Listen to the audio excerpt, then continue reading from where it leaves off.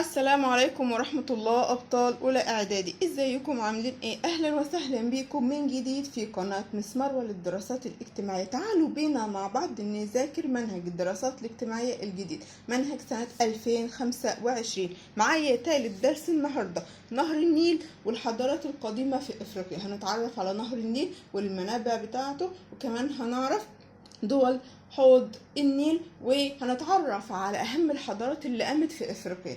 عندي مثلا الحضارة المصرية القديمة، عندي حضارة كوش في السودان، وحضارة قرطاج في تونس. تعالوا بينا نبدأ الأول بنهر النيل، نتعرف على نهر النيل وأهم الدول اللي بيمر فيها أو بتكون موجودة ضمن دول حوض النيل. احنا بنعتبر نهر النيل اطول انهار العالم. النهر ده له اهمية لافريقيا كلها عامة والمصر خاصة. يعني نهر النيل مش مهم لافريقيا بس، لا مهم كمان لينا او مهم لمصر. نهر النيل بيجي اساسا منين؟ من نص او من وسط وشرق قارة افريقيا. اذا انا عرفت دلوقتي ان نهر النيل ايه؟ اطول انهار العالم، وهو مهم بشكل عام لقارة افريقيا كلها وبشكل خاص لمصر. يعني مهم للقارة كلها اللي هي قارة ايه؟ افريقيا. كمان مهم لمصر. نهر النيل بيجي منين؟ بيجي من وسط وشرق قارة افريقيا. بيتجه فين؟ رايح فين؟ يعني رايح للشمال لحد ما بيوصل للمصب بتاعه او النهاية بتاعته في البحر المتوسط. فين؟ في الشمال بتاع مصر. يبقى نهر النيل عندي له ايه؟ منبعين، وسط وشرق قارة افريقيا. تمام، دي المنابع بتاعته. طب الطريق بتاعه، المجرى بتاعه بيروح فين؟ بيروح للشمال لحد ما بيوصل للمصب او النهاية بتكون عندي في البحر المتوسط في شمال مصر. المساحة اللي بيجري فيها نهر النيل او الارض اللي بيعدي فيها نهر النيل، وكمان الروافد بتاعته سواء اللي موجودة في وسط او في شرق قارة افريقيا، بنسميها حوض نهر النيل. يبقى حوض نهر النيل عبارة عن ايه؟ عبارة عن المساحة او الارض اللي بيعدي فيها نهر النيل وكمان الروافد بتاعته. مجرى نهر النيل والروافد بتاعته كل دول بنسموهم ايه؟ حوض نهر النيل. المساحة دي كلها بتشغل 10% تقريبا من مساحة قارة افريقيا. يبقى المساحة اللي بيجري فيها نهر النيل والروافد بتاعته سواء كانت في وسط او شرق قارة افريقيا بنقول عليهم حوض نهر النيل. بنسميها باسم حوض النهر، واللي هو اسمه ايه؟ نهر النيل. يبقى المساحة اللي بيجري فيها نهر النيل والرافد بتاعته بنقول عليها ايه؟ حوض نهر النيل. المساحة دي تقريبا اخده كام؟ 10% من مساحة ايه؟ قارة افريقيا كلها. احنا بنعتبر نهر النيل نهر دولي، يبقى احنا بنعتبره اطول انهار ايه؟ العالم. كمان بنقول عليه ايه؟ نهر دولي. ليه نهر دولي؟ نعرف الأول إيه هو النهر الدولي. عبارة عن النهر اللي فيه مجرى وروافده موجودة في أكتر من دولة. يعني عندي نهر النيل المجرى بتاعه والروافد بتاعته أو المنابع بتاعته موجودة في أكتر من دولة، عند 11 دولة. عشان كده قلنا عليه نهر دولي. نهر إيه؟ دولي. يبقى النهر الدولي اللي بيكون فيه المجرى بتاعه والروافد بتاعته في أكتر من دولة. نهر دولي حاجة دولية بيعدي في أكتر من دولة، مش في دولة أو اتنين بس، لا عندي 11 دولة. طيب ليه يا ترى احنا بنقول إن نهر النيل نهر دولي؟ لأن مجرى نهر النيل والروافد بتاعته موجودة في أكتر من دولة، في أراضي 11 دولة بنسميهم إيه؟ دول حوض النيل. يبقى أنا كده عرفت إن دول حوض النيل كام؟ 11 دولة. هما إيه؟ تنزانيا، نقول مع بعض: تنزانيا وكينيا، بوروندي، رواندا، أوغندا، جمهورية الكونغو الديمقراطية، جمهورية الكونغو الديمقراطية، إريتريا، إثيوبيا، جنوب السودان، جمهورية السودان، ومصر. أنا كده خدت خريطة إيه؟ دول حوض النيل اللي هم كام دولة؟ 11 دولة.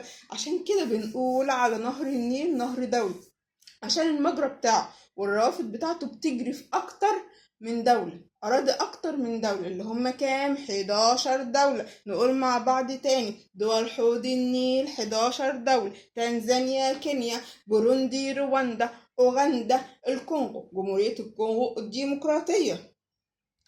إريتريا، إثيوبيا، جنوب السودان، جمهورية السودان، مصر. أنا كده هحفظ دولتين دولتين. أبدأ عندي من تحت: تنزانيا، كينيا، إيه كمان؟ بوروندي، رواندا، أوغندا، جمهورية الكونغو الديمقراطية، إريتريا، إثيوبيا، جنوب السودان، جمهورية السودان، مصر. كده أنا عندي كام؟ 11 دولة بنقول عليهم إيه؟ دول حوض النيل. عشان كده قلنا إن نهر النيل نهر دولي، عشان المجرى بتاعه والرافد بتاعته، المنابع اللي جاي منها أساسا مية نهر النيل بتجري في أراضي أكتر من دولة، أكتر من دولة. دول حوض النيل اتعملت سنة 1983، وعملت تجمعها ده اللي احنا بنعرفه باسمه الاندوجو. الاندوجو لما يبقى فيه عندي كلمة صعبة بنقسمها لمقطعين او 3 مقاطع على حسب الحروف بتاعتها. يعني عندي هنا مثلا دول حوض النيل اتجمعت مع بعض سنة 1983 وعملت لنفسها تجمع وسمته ايه؟ الاندوجو. وده يعني الاخاء، ان الدول دي اخوة مع بعض. كلمة الإخاء دي أو الإندوجو جاية منين؟ من اللغة السواحلية، ودي واحدة من اللغات اللي موجودة في سواحل شرق قارة أفريقيا. يبقى إذا عندي ال11 دولة بتوع دول حوض النيل اتجمعوا مع بعض واتفقوا وعملوا تجمع ليهم وسموه الإندوجو، يعني الإخاء. الإندوجو دي كلمة موجودة في اللغة السواحلية، وهي إيه؟ من ضمن اللغات اللي موجودة عندي في شرق قارة أفريقيا. نبص كده على خريطة قارة افريقيا. هنا عندي ايه؟ الدول بتاعت ايه؟ منابع نهر النيل. عندي من وسط وشرق قارة افريقيا. كل الدول دي ال11 دولة اتجمعوا وعملوا ايه؟ تجمع، سموه ايه؟ الاندوجو. وخدوا الكلمة من اللغة ايه؟ السواحلية اللي بتكون موجودة عندي على السواحل بتاعت شرق افريقيا، واحدة من اللغات اللي موجودة هناك.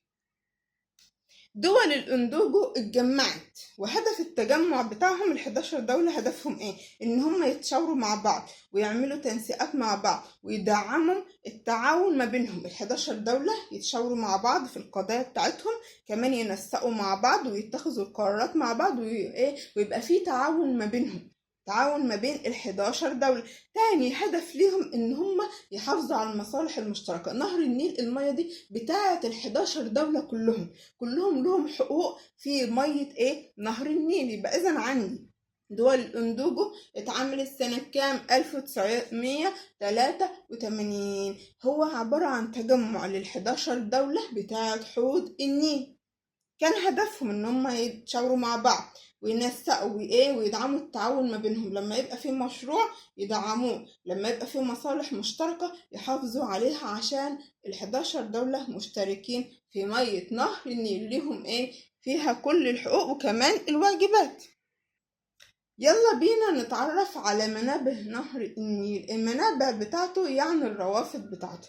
العالم الجغرافي المصري الشهير الدكتور جمال حمدان بيقول لنا ان نهر النيل ثنائي المنبع، يعني جاي من منبعين مش من منبع واحد. انا لسه قايله ان نهر النيل بيجي من وسط وشرق قارة افريقيا. اذا انا عندي مكانين، منبعين بيجي منهم نهر النيل. مين اللي قال الكلام ده؟ العالم الجغرافي الشهير الدكتور جمال حمدان.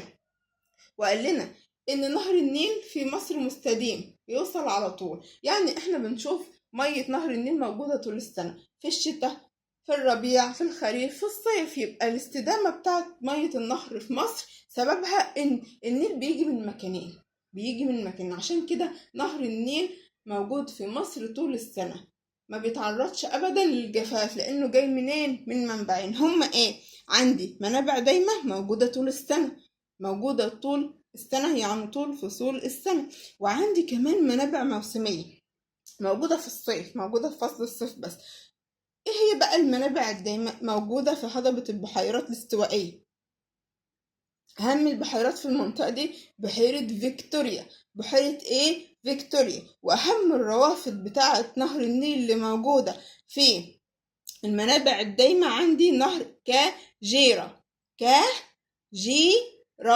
كاجيرا. يبقى العالم الجليل الدكتور جمال حمدان قال لنا ان نهر النيل جاي منين؟ من مكانين، يعني ثنائي المنبع، وده سبب استدامته ووصوله لمصر، بيوصل طول السنة، ما بيتقطعش عن مصر ابدا. المنبعين دول هما ايه؟ منابع دايمة موجودة في هضبة البحيرات الاستوائية. أهم البحيرات بتاعتها بحيرة إيه؟ بحيرة فيكتوريا. طيب وأهم الروافد بتاعتها إيه؟ نهر كاجيرا. طيب اللي يا ترى بقى المنابع الموسمية دي موجودة فين؟ في هضبة الحبش. يبقى أنا كده عرفت إن منابع النيل الدايمة موجودة في إيه؟ البحيرات الاستوائية، والمنابع الموسمية اللي بتبقى في موسم واحد أو فصل واحد موجودة في هضبة الحبشة.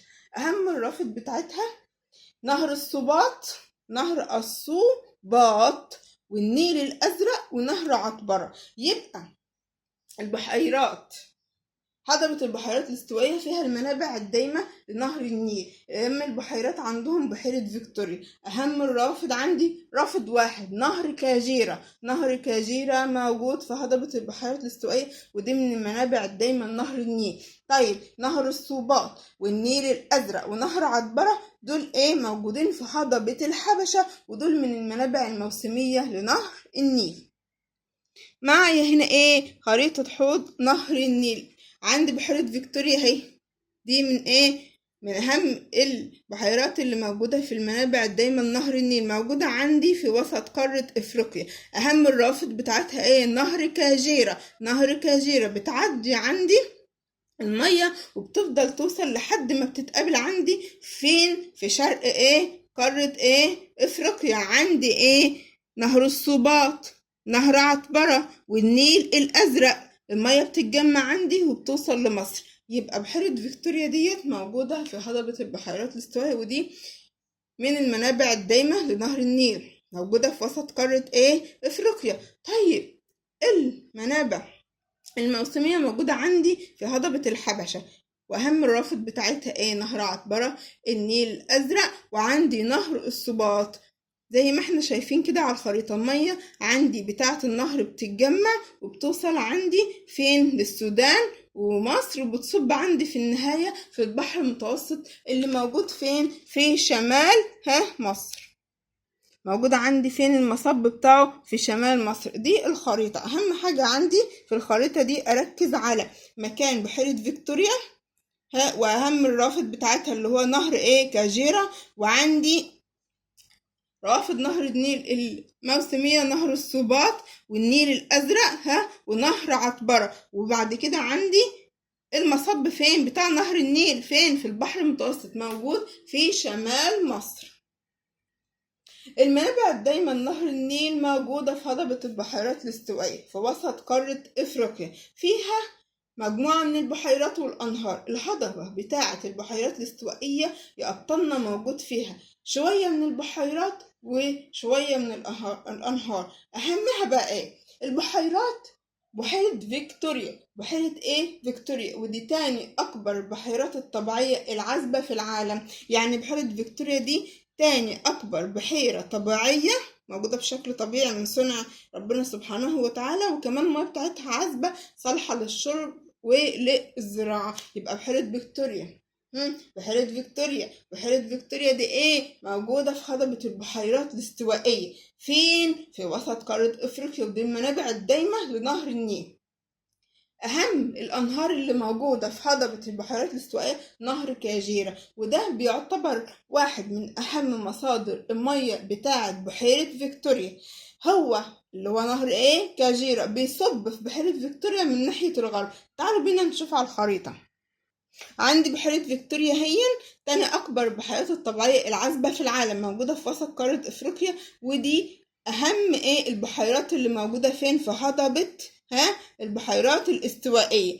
البحيرة دي عندها ايه؟ نهر كاجيرا، ده واحد من اهم المصادر المياه بتاعتها. بيجي نهر كاجيرا بيصب عندي في بحيرة فيكتوريا من ناحية ايه؟ الغرب. ادي عندي الشمال، الشرق، الجنوب، الغرب. نبص كده على الغرب، شايفين نهر كاجيرا بيصب فين؟ في بحيرة ايه؟ فيكتوريا. وده واحد من ايه؟ من مصادر المياه بتاعتها. يعني هي بتاخد المياه بتاعتها بحيرة فيكتوريا، بتاخد المياه بتاعتها منين؟ من نهر كاجيرا اللي بيصب فيها من ناحية ايه؟ من ناحية الغرب. منطقة هضبة البحيرات الاستوائية اللي هي فيها المنابع الدايمة نهر النيل بتتميز ان المية فيها موجودة طول السنة. المنطقة دي موجود فيها مية طول السنة، في الشتاء، في الصيف، في الخريف، في الربيع، طول شهور السنة. ليه؟ لان في عندهم هناك امطار غزيرة دايما، موجودة الامطار بكميات كبيرة طول السنة. بالرغم من كده المية بتاعت البحيرات دي أو منابع الدايمة للنيل، سواء كانت بحيرة فيكتوريا أو نهر كاجيرا، المية مش بتوصل منها إلا كميات قليلة لمصر. بتتجمع المية هنا، عما بتوصل بتكون قلت. بتيجي بقى عند منابع الموسمية اللي موجودة عندي في شرق قارة أفريقيا، بيتجمعوا كلهم بيوصلوا لمصر. يبقى بحيرة فيكتوريا ونهر كاجيرا فيهم المية طول السنة عشان عندهم أمطار غزيرة موجودة بشكل دائم. بالرغم من كده المية بتاعت المنابع الدايمة مش بتوصل منها إلا كميات قليلة لمصر، بسبب وجود عندي هنا في مستنقعات، وكمان في زيادة في التبخر. المية اللي بتطلع بتتبخر كتير، بتتبخر يعني بكميات كتيرة. يبقى لما أقولك بما تفسر، اديني السبب. لا تصل مياه المنابع الدائمة بكميات كبيرة لمصر. ليه؟ بسبب المستنقعات. في عندي مستنقعات وفي عندي زيادة تبخر. يبقى مية المنابع الدائمة بحيرة فيكتوريا ونهر كاجيرا موجودة طول السنة عشان عندهم أمطار غزيرة دايما. بالرغم من كده ما بتوصلش لمصر منها إلا كميات قليلة، عشان عندي فيه سببين: المستنقعات، موجود عندي هنا مستنقعات، موجود زيادة تبخر الشمس بتبخر كميات كبيرة من المية دي، عشان كده عما بتيجي بتوصل كميات قليلة منها لمصر. نيجي بقى للمنابع الموسمية، موجودة في هضبة الحبشة. يبقى دي هضبة البحيرات الاستوائية، دي منابع دايما موجودة على طول السنة. نيجي بقى للمنابع الموسمية، موجودة في فصل الصيف. هضبة الحبشة هي موجود فيها منابع موسمية.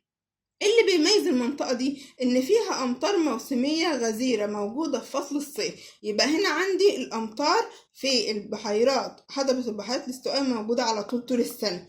وفي هضبة الحبش الأمطار موسمية. يعني إيه موسمية؟ موجودة في موسم واحد اللي هو فصل الصيف.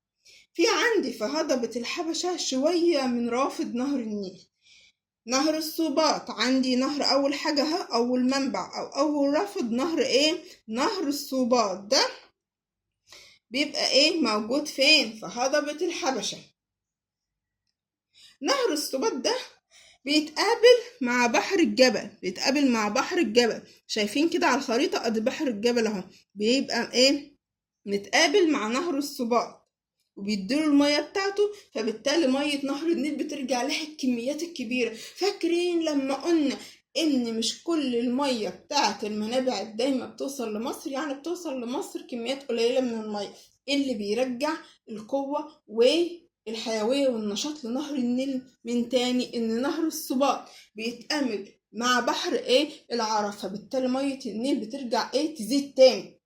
يبقى عندي المنابع الدايمة اللي موجودة في هضبة البحيرات الاستوائية بتوصل منها كميات قليلة لمصر عشان المستنقعات، وفي زيادة في التبخر، مية بتتبخر بكميات كبيرة. نيجي بقى المنابع الموسمية في هضبة الحبشة، موجودة عندهم أمطار غزيرة فين؟ في الصيف. وفي عندي شوية من الروافد أو المنابع بتاعة نهر النيل. أهم حاجة عندي فيهم نهر الصباط اللي بتقابل مع بحر الجبل، فبيديله كمية من المية، فبالتالي المية بتزيد في نهر النيل. تاني حاجة عندي من ضمن روافد المنابع الموسمية النيل الأزرق ونهر نهر عطبرة. يبقى عندي نهر الصباط، نوصل بعد كده للنيل الأزرق، وبعدين نهر عطبرة. النيل الأزرق ونهر عطبرة الاتنين بيدوا المية بتاعتهم لنهر النيل، وده بيخليه يجري بسرعة ناحية ناحية الشمال، يفضل بقى يطلع ناحية الشمال لحد ما يوصل لمصر، وفي النهاية يوصل في البحر المتوسط اللي هو المصب أو النهاية بتاعة نهر النيل. يبقى حدودة نهر النيل معانا عندي منبع دايم ومنبع موسمي. منابع الدايمة عندي في هضبة البحيرات الاستوائية اللي فيها شوية من البحيرات وشوية من الأنهار زي بحيرة فيكتوريا، ودي تاني أكبر بحيرات الطبيعية العذبة في العالم. وعندي نهر الكاجيرا اللي بيدي المية لبحيرة فيكتوريا، بيصب فيها من ناحية الغرب. هضبة البحيرات الاستوائية فيها المية طول السنة عشان عندهم أمطار غزيرة موجودة بشكل دائم. بالرغم من كده كمية المية اللي بتوصل مصر بتكون قليلة عشان المستنقعات وزيادة نسبة التبخر. المنابع الموسمية موجودة فين؟ في شرق أفريقيا، في هضبة الحبشة. عندهم الأمطار غزيرة موسمية في الصيف. في عندي 3 روافد هناك موجودة لنهر النيل. نهر السباط اللي بيتقابل مع بحر الجبل وبيديله المية، فبيبدأ النيل يسترد بقى المية بكميات كبيرة تاني، ويرجع نشاط نهر النيل من أول وجديد، اللي بيساعد نهر النيل بقى إنه يجري ويوصل للشمال لحد ما صب في البحر المتوسط. معايا النيل لزق ونهر عطبرة. يبقى أهم منابع أو رافد النيل في هضبة البحيرات الاستوائية بحيرة فيكتوريا ونهر كاجيرا. وأهم الروافد بتاعة المنابع الموسمية اللي موجودة في هضبة الحبشة نهر السوباط، بعدين عندي النيل الأزرق، وبعدين نهر عطبر. تعالوا بينا نتعرف على بحر الجبل. بحر الجبل ده عبارة عن واحد من رافد أعالي النيل، بتتجمع في المية اللي باقية ما بعد الاستوائية اللي جاية من بحيرة فيكتوريا ونهر كاجيرا. بعد ما بتتبخر بتفضل تطلع لحد ما توصل للشمال، بتمر عند منطقة المستنقعات اللي فيها النهر بيفقد عندي كميات من المية. وبعدين بتتقابل بقى بحر الجبل بيتقابل مع نهر السباط اللي بيديله كمية من المية عشان تساعده ان يكمل طريقه للشمال لحد ما يوصل مصر، وفي النهاية بيصب في البحر المتوسط. نهر النيل نهر دولي، يعني بيمر في أكتر من دولة سواء كان المجرى بتاعه أو الروافد بتاعته. عشان كده اتعملت مجموعة من الاتفاقيات اللي بتنظم استخدام المية في النهر، عشان كل دولة تاخد حقها في المية، لأن المية دي مشتركة. عندي هنا دول حوض النيل 11 دولة، المياه مشتركة ما بين ال11 دولة. عشان كده في اتفاقات دولية يعني تمت بشكل دولة أو بين دول العالم، وفي اتفاقات إقليمية. الإقليمية اللي هي بين دول حوض النيل وبعضها البعض. نبدأ بالاتفاقات الدولية. أنا عندي منظمة الأمم المتحدة عملت اتفاقية قانون تنظم استخدام المجاري المائية زي الأنهار في الأغراض غير الملاحية لأغراض الشرب، أو الدول بتستخدم مياه الأنهار دي أو المجاري دي استخدامات بشرية واستخدامات محلية. عشان بقى عملت الاتفاقيات الدولية دي؟ عشان تنظم استخدام مية نهر النيل وكمان تنميها. كل دولة تاخد حقها من مية النهر وتقدر انها تنميها وتستخدمها في التنمية الاقتصادية بتاعتها، وكمان يديروا مية النهر ويحموها. مفيش دولة تستولى على المية لوحدها او ما ترضاش تدي بقية الدول حقوقها في المية دي. كمان يحققوا الانتفاع الامثل، يستفيدوا صح من مية الانهار او المجاري المائية دي، ويقدروا يستخدموه بشكل مستدام للأجيال اللي جاية. الناس اللي عايشة في الأجيال دي أو السنين دي، أو الأجيال اللي جاية بعد كده، بعد 50 سنة، بعد 70 سنة من دلوقتي، بعد 100 سنة. يبقى عندي في اتفاقات دولية حصلت عشان تنظم استخدام مية النيل وتنميها وتدير مية الأنهار الموجودة، يبقى في انتفاع صح ومستديم للمية دي، سواء للشعوب أو الأجيال اللي عايشة دلوقتي أو الأجيال والناس اللي جاية بعد 50 سنة أو بعد 100 سنة أو بعد 200 سنة. غير الاتفاقات الدولية عندي في اتفاقات إقليمية موجودة بين دول حوض نهر النيل اللي هم 11 دولة، عشان ينظموا ويديروا وينموا مية نهر النيل. كل دولة من الدول تاخد حقها في المية تقدر تستفيد منه. عندي اتفاقيتين حصلت بين دول حوض النيل. أول اتفاقية كانت سنة 1929. الاتفاقية بتقول إن دول حوض النيل ملتزمة إنها ما تعملش أي مشروعات على نهر النيل من غير ما تتفق مع مصر قبل ما تقوم بأي مشروع. يبقى مصر عندي هي دولة المصب، يعني في نهايتها عندي مصب نهر النيل. فما فيش أي دولة من ال11 دولة دي تقدر تقوم بأي مشروع على نهر النيل غير ما تيجي الأول لمصر وتتفق معاها. يبقى في اتفاق قبل ما يعملوا المشروعات بتاعتهم. طيب اتفاقية سنة 2015 بتقول إن مصر والسودان وإثيوبيا اتفقوا على شوية من المبادئ اللي ما بينهم إن هم يتعاونوا مع بعض ويبقى في تنمية ومفيش ضرر واستخدام منصف ومناسب لنهر النيل. يعني الثلاث دول دي اللي هي مصر والسودان وإثيوبيا يتعاونوا مع بعض ويستخدموا مية نهر النيل صح ويبقى في استخدام منصف. يعني مصر تاخد حقها من مية نهر النيل، والسودان تاخد حقها، وكمان إثيوبيا. مفيش دولة من الدول دي تمنع الاستخدام الأمثل لمية النهر ولا تستولى عليها أو تمنع غيرها من الدول الثلاثة إن هي تستفيد منها. كل دولة لها حقها إنها تستفيد من مية نهر النيل. يبقى عندي في اتفاقات دولية زي اتفاقية الأمم المتحدة. طب الاتفاقات الإقليمية اللي موجودة بين دول حوض النيل، لأن أنا دلوقتي بقول نهر النيل، أنا دلوقتي بشرح نهر النيل، عرفت نهر النيل، عرفت المنابع بتاعته. في بقى اتفاقات قامت عشان تحمي المية دي وتحمي مصالح الدول زي اتفاقية سنة 1929. أي دولة من الدول دي 11 دولة ما تقدرش تعمل أي مشروع على نهر النيل غير الأول لازم تتفق مع مصر، يبقى في اتفاق مكتوب. طيب في اتفاقية تانية سنة كام 2015 بتقول لي ان مصر والسودان واثيوبيا اتفقوا على مبادئ، يبقى في تعاون ما بينهم، يبقى في تنمية، مفيش ضرر يبقى موجود على اي دولة من الثلاث دول، ويبقى في استخدام منصف ومناسب لنهر النيل. كل دولة تاخد حقها المناسب ليها والمنصف ليها، تقدر تستخدم مية نهر النيل في الشيء اللي هيفيدها او ينمي اقتصادها. نيجي بعد كده لدور مصر عشان تحقق التنمية المستدامة لحوض نهر النيل. دول حوض نهر النيل اللي هم كام دولة؟ 11 دولة. مصر دايما من زمان كانت عايزة تعمل تنمية وتستثمر الموارد المائية بتاعة نهر النيل عشان تحافظ على البيئة اللي موجودة، وكمان يبقى فيه مراعاة لحقوق الأجيال اللي جاية بعد كده. ما في ناس هتيجي بعدنا بعد 50 سنة بعد 60 سنة من دلوقتي. مصر كمان عايزة تحقق مبادئ الاقتصاد الأخضر اللي هو الاقتصاد الصديق للبيئة، اللي الهدف منه تحقيق النمو الاقتصادي، يشغلوا البيئة صح، يحافظوا عليها، ينموا الاقتصاد، وكمان يحققوا العدالة الاجتماعية اللي كل الناس تلاقي وظائف، وكمان في نفس الوقت يحافظوا على البيئة اللي عايشين فيها. كمان مصر عايزة تعمل تقلل من الفقر والبطالة. يبقى الاقتصاد الأخضر اقتصاد بيقوم على على حماية البيئة، لأنه صديق للبيئة، هدفه إنه يحقق نمو اقتصادي وكمان يحافظ على البيئة اللي موجودة ويحقق عدالة اجتماعية لكل الطبقات اللي موجودة في المجتمع ويقلل من الفقر والبطالة اللي موجودين. عشان كده مصر عملت مجموعة من الجهود عشان تقدر تحقق التنمية المستدامة لدول حوض نهر النيل. أول حاجة مصر عملتها خزان صناعي موجود على النيل الأزرق لصالح السودان. مصر عملت الخزان ده عشان تراعي مصالح دولة السودان، وعملت سد أوين في أوغندا.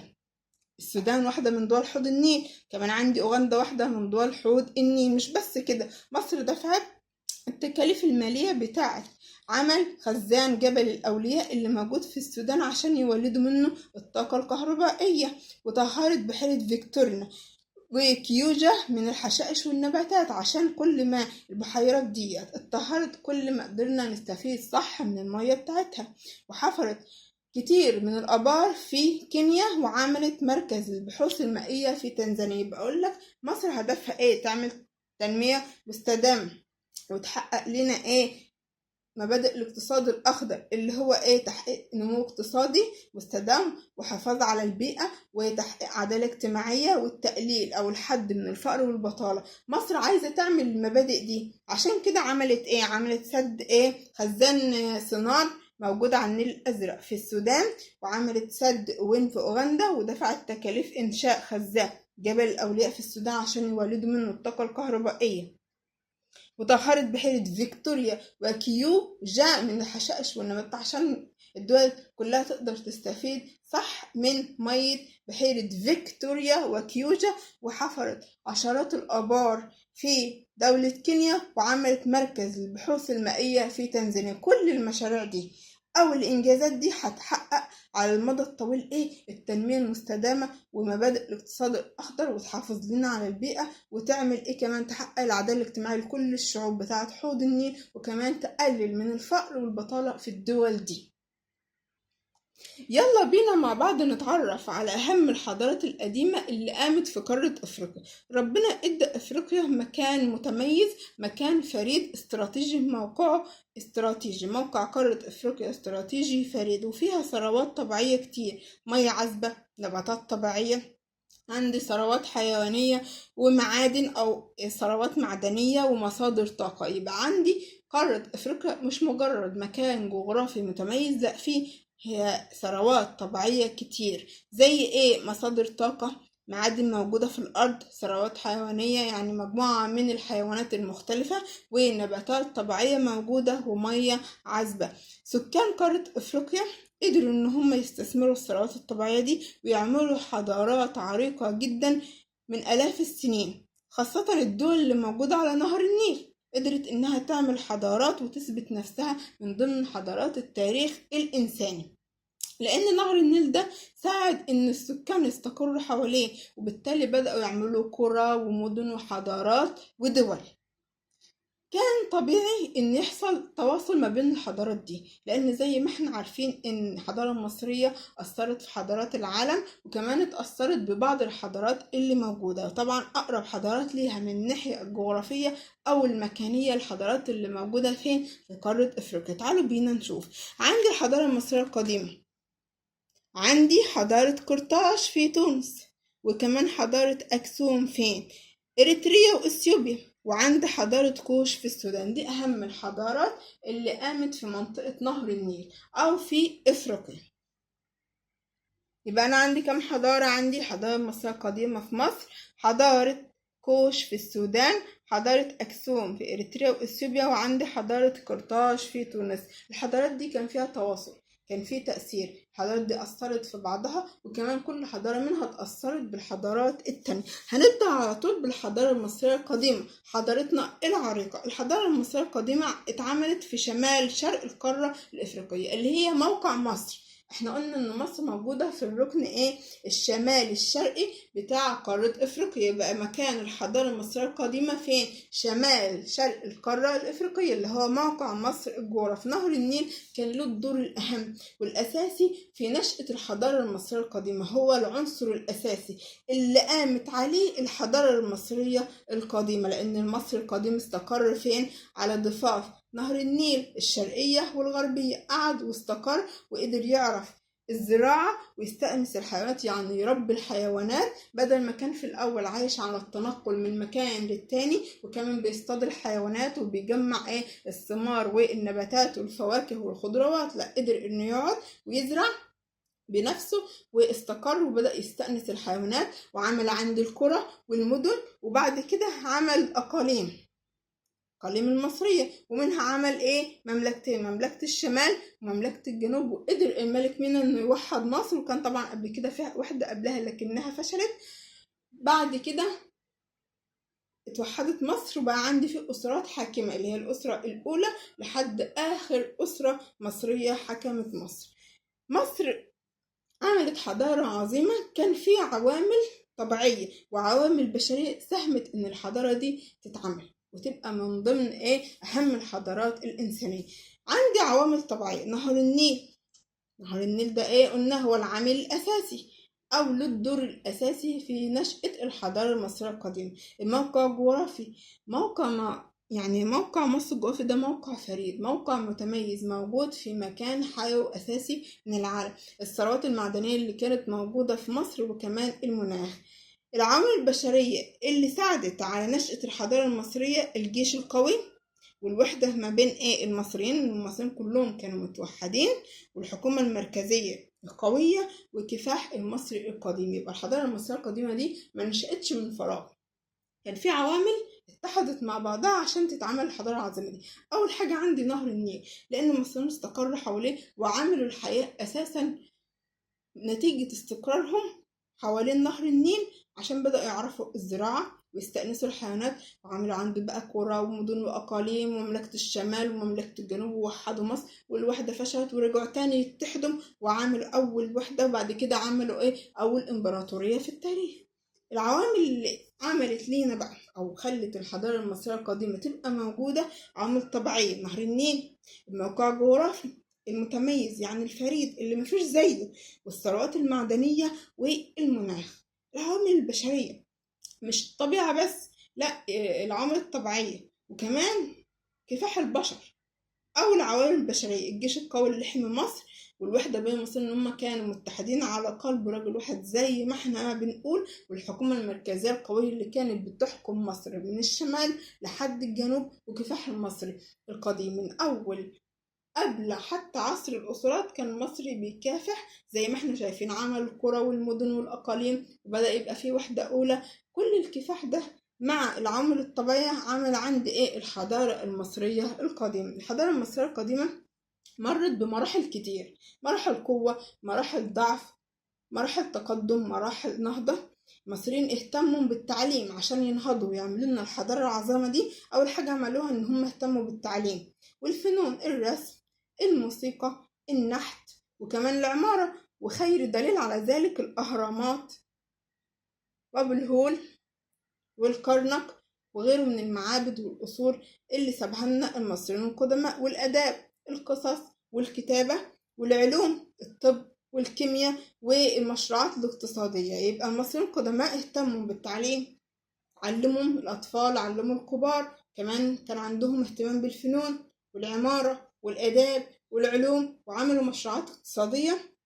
كل الحاجات دي خلت فيه نهضة وتقدم، وبالتالي بقى عندي الحضارة المصرية القديمة.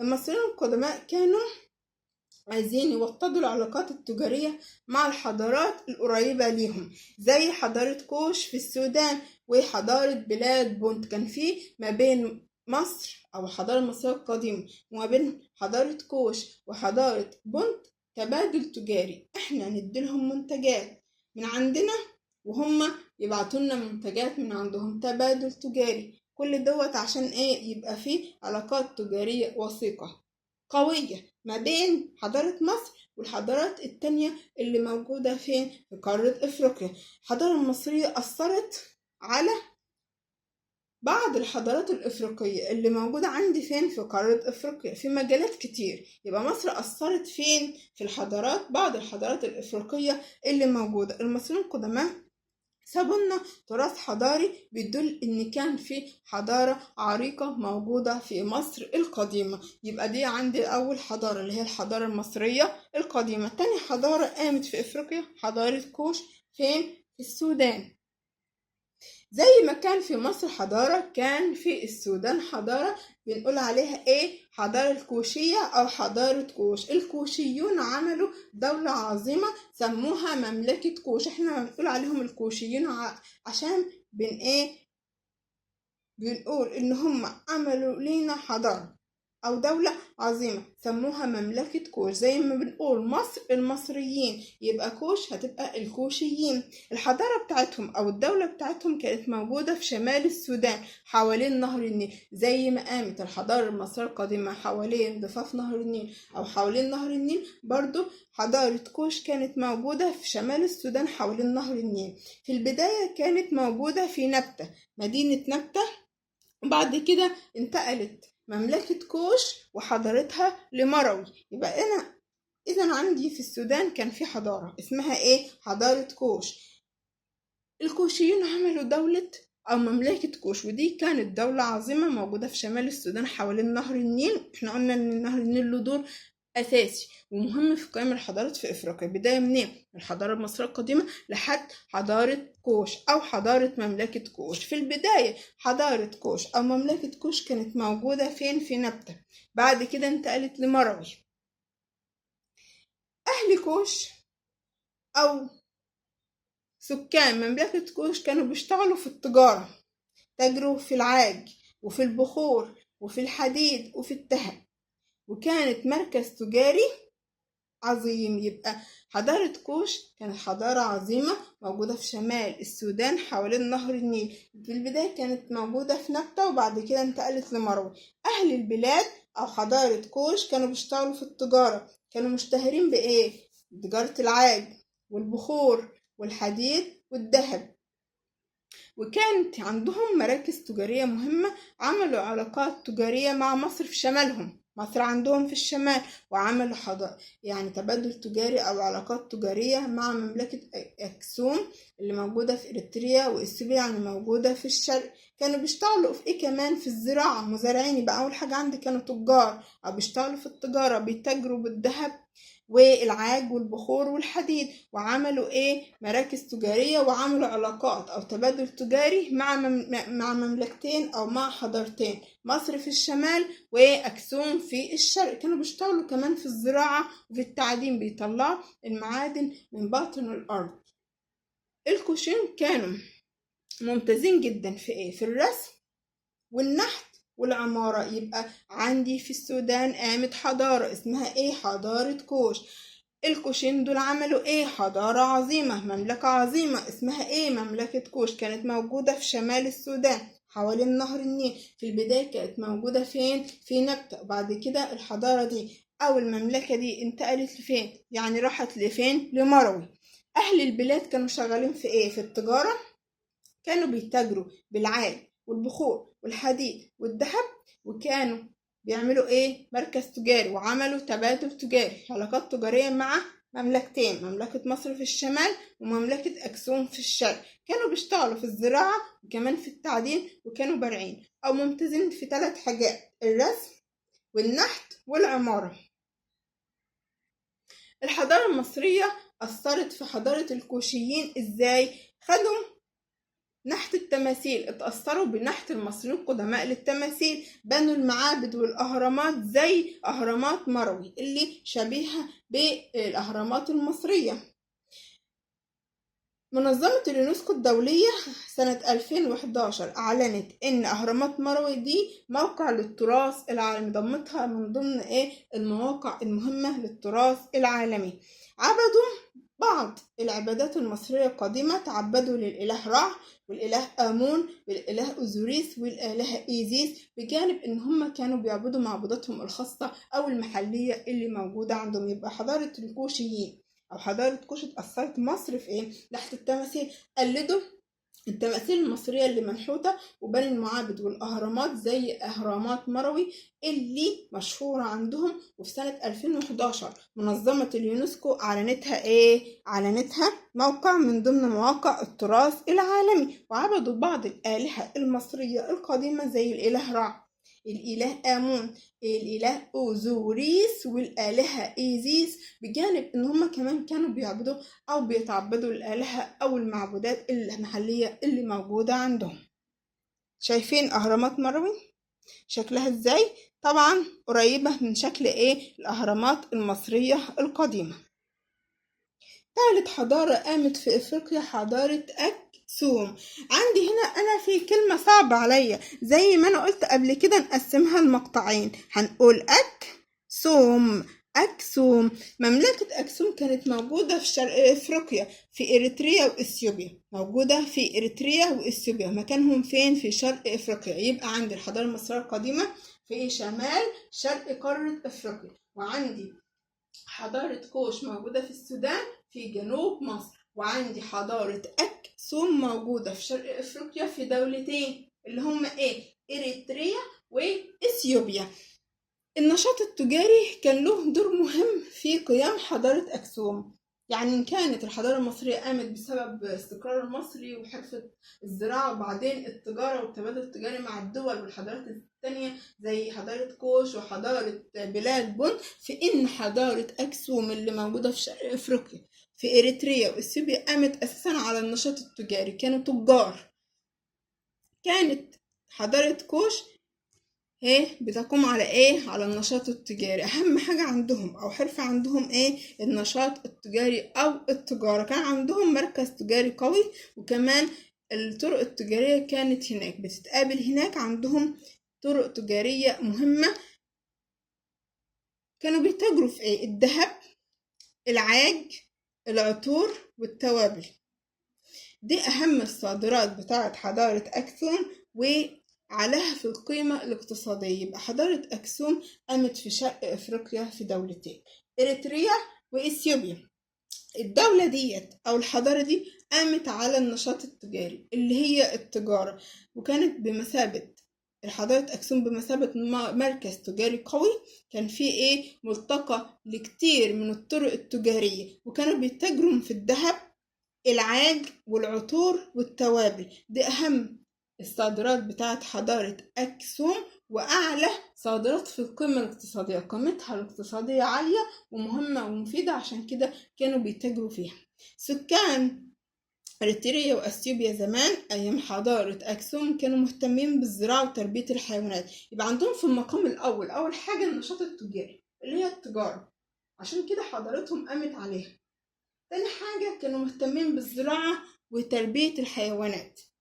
أكسوم اشتهرت بإيه؟ الحضارة دي كانت مشهورة بصناعة الفخار وزخرفته. بيصنعوا الفخار وبيزخرفوه بالزخارف اللي هم مشهورين بيها. وكانوا برضو معروفين بصناعة الزجاج. يبقى حضارة أكسوم قامت في شرق أفريقيا في إريتريا وإثيوبيا، وكانوا معروفين بالنشاط التجاري أو التجارة، وكان عندهم مركز تجاري قوي في ملتقى لكتير من الطرق التجارية المهمة. كانوا بيتاجروا في أعظم صادراتهم قيمة كانت الذهب، قيمته طبعا الاقتصادية عالية، وكمان العاج والعطور والتوابل. سكان حضارة أكسوم في إريتريا وإثيوبيا كانوا مهتمين كمان بالزراعة وتربية الحيوانات، وكانوا مشهورين بصناعتين، صناعة الفخار وزخرفته وصناعة الإزاز. نيجي بقى لحضارة قرطاج. كانت موجودة على ساحل شمال أفريقيا، بالتحديد فين؟ في تونس. دي واحد من آثار حضارة قرطاج اللي قامت فين؟ في تونس. الفينيقيين هم اللي أسسوا مدينة قرطاج على البحر المتوسط عشان يأمنوا رحلاتهم التجارية من فينيقيا لإسبانيا. الفينيقيين جم من فينيقيا اللي هي سوريا ولبنان، ووصلوا لحد تونس وعملوا هناك مدينة قرطاج عشان يأمنوا الرحلات التجارية اللي كانت بتقوم من بلادهم فينيقيا في الشرق لحد ما توصل لإسبانيا عندي في الغرب. عشان يأمنوا طريقهم ورحلاتهم دي عملوا مدينة قرطاج، أسسوها في تونس، ومن هنا بدأت عندي حضارة قرطاج. موقع قرطاج كان في نص طريق التجارة بين مدن شرق وغرب المتوسط. يعني فينيقيا عندي بلادهم الأساسية كانت في الشرق، سوريا ولبنان دول في شرق البحر المتوسط. طب إسبانيا اللي هم بيودوا ليهم الرحلات التجارية في تبادل تجاري ما بينهم كانت فين؟ في غرب البحر المتوسط. في النص عندي هنا مدينة قرطاج. عشان كده موقعها استراتيجي، موقع مهم جدا. موقع قرطاج مهم جدا. ليه؟ لأنه في النص. الموقع ده في النص ما بين مدن شرق ومدن غرب البحر المتوسط. يا ترى ايه اللي ترتب على إنشاء مدينة قرطاج؟ مدينة قرطاج لما اتعملت عملت حضارة عظيمة اسمها حضارة قرطاج بسبب الموقع الاستراتيجي بتاعها. مدينة قرطاج مع الزمن بقت دولة قوية واستقلت عن فينيقيا وعملت مملكة قوية مستقلة. يبقى الموقع الاستراتيجي بتاع قرطاج خلاها تبقى دولة قوية، وقدرت تستغنى عن الحكم بتاع مملكة فينيقيا وتكون لوحدها مملكة قوية ومستقلة. قرطاج حكمت معظم ساحل شمال افريقيا وكمان بعض جزر البحر المتوسط. تعالوا بينا نشوف على الخريطة. يبقى الفينيقيين جم من سوريا ولبنان، وصلوا لحد شمال افريقيا على الساحل، عملوا عندي قرطاج اللي هي موجودة في منتصف طريق التجارة ما بين شرق البحر المتوسط وغرب البحر المتوسط. عندها هي دولة اسبانيا. عشان كده قرطاج بقت دولة قوية بسبب موقعها الاستراتيجي، لانها في النص ما بين دول شرق البحر المتوسط ودول غرب البحر المتوسط. ده خلاها تستقل وتعمل دولة قوية مستقلة بعيدا عن حكم فينيقيا، بقى دولة لوحدهم وقدروا يحكموا ساحل شمال افريقيا وبعض الجزر اللي موجودة عندي في البحر المتوسط، نتيجة ان هم بقوا دولة قوية دولة مستقلة، فقدروا ان هم يحكموا الساحل بتاع شمال افريقيا هنا، وكمان بعض الجزر اللي موجودة فين في البحر المتوسط.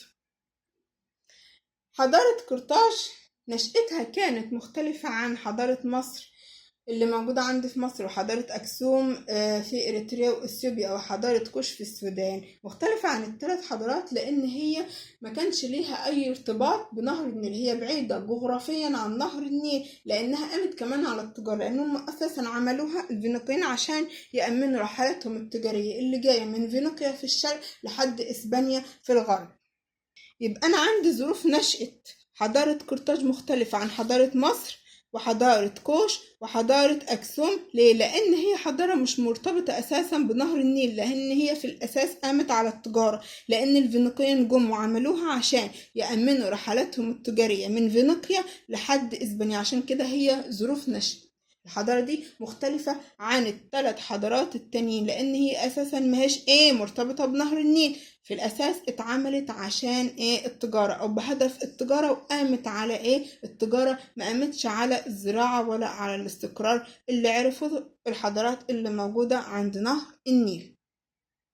كل حضارة من الحضارات اللي فاتت سواء مصر ولا كوش ولا أكسوم ولا قرطاج كان ليها تراث ثقافي مختلف عن التراث التاني. يعني حضارة مصر مختلفة في تراثها عن حضارة كوش، مختلفة عن أكسوم، مختلفة عن قرطاج. كل دولة منها لها إبداعات في الفنون والحرف التراثية، وكمان العادات كانت مختلفة والتقاليد والملابس. كل حضارة من دول لها مملكة، كل مملكة كان لهم ملابس شكل نتيجة العادات الشكل نتيجة البيئة اللي هم عايشين فيها. كمان الأكلات الشعبية كانت مختلفة، يعني الأكلات في مصر مختلفة عن قرطاج، مختلفة عن كوش، مختلفة عن أكسوم. كل حضارة من دول كان ليها اللمسة السحرية بتاعتها في الفنون والحرف التراثية والعادات والتقاليد والملابس والأكلات. كل دول حضارات إفريقية قامت في إفريقيا، كانت متميزة عن غيرها من الحضارات التانية، وقدرت إنها تمد الحضارات الإنسانية بإبداعات جميلة جدا. خلصنا درس النهاردة، يا رب تكونوا استفدتوا استفادة كبيرة. ما تنسوش الاشتراك في القناة وتفعيل الجرس عشان توصلكم كل الفيديوهات اللي جاية. تنسوش اللايك والشير الكتير. اشوفكم قريب جدا في فيديو جديد ودرس جديد. كانت معاكم مس مروة، والسلام عليكم.